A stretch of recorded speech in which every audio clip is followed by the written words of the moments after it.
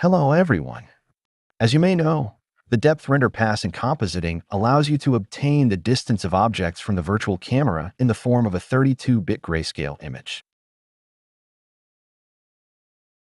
Some time ago, I published a tutorial where I talked about this data and how to use it with or without normalization to implement fog or other distance-based effects. In this short tutorial, I'll show you a method to retrieve the distance value of a point in the render. This can be useful for implementing compositing effects based on precise values, for example, to create masks that are active only beyond a certain distance. Here's the key point. If you have an image loaded in an image editor and right-click on a point in it, Blender will show you the RGBA values of that pixel in the bottom bar. The alpha channel, in particular, can be very helpful for this purpose. This way, you'll be able to see the original render and locate the points you're interested in, then click on them and read the distance value in the alpha field. Let me show you how it works. Before starting the render, I enable the depth pass in the View Layer tab in the Properties editor. In this tab, the depth information is labeled as Z. After starting the render, in a compositor editor, I connect the depth output from the render layers node to the alpha input of the viewer node.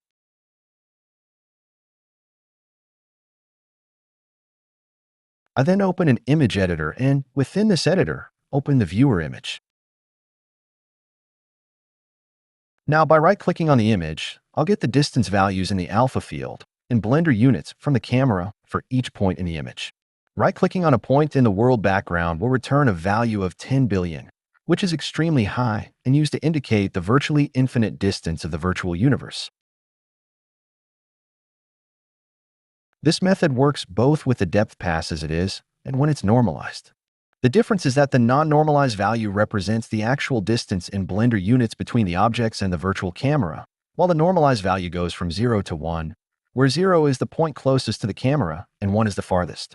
I discussed these aspects in the tutorial I mentioned at the beginning. When the depth pass is not normalized, clicking on one of the tombstones gives me a value around 3585.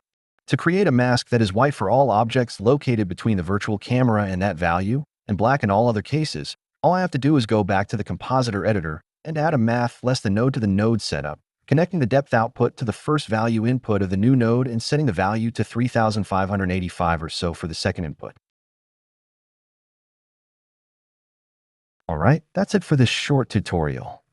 Unlike most of my video tutorials, the PDF version of this tutorial is not currently available for download.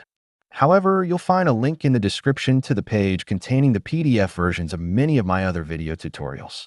In any case, this is a great time to subscribe to the channel and turn on notifications.